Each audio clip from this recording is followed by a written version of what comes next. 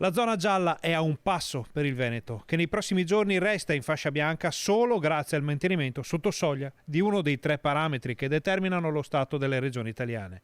Lo conferma Luca Zaia. Accade che i 3 parametri che debbono essere tutti e 3 valutati per il passaggio di zona sono l'incidenza 3,17.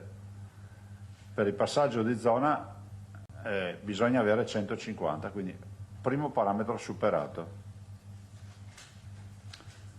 Occupazione area critica, terapie intensive, siamo al 10%, io direi il secondo parametro superato, perché è 10%. Occupazione area non critica, siamo all'8%, dobbiamo arrivare al 15%. Quando arriveremo al 15%, se ci arriviamo, passeremo in zona gialla.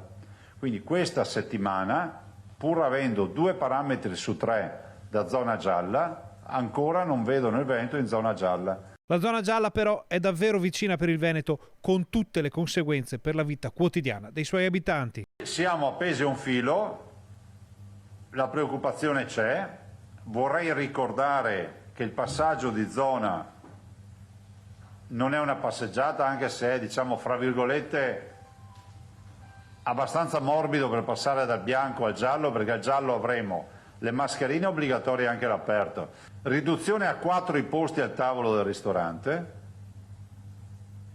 e capite che in un momento soprattutto di festività natalizie non è una complicazione da poco, perché poi l'altro tavolo dovrà essere a distanza di almeno 1 metro, riduzione del 50% di capienza, cinema, teatri, quello che è.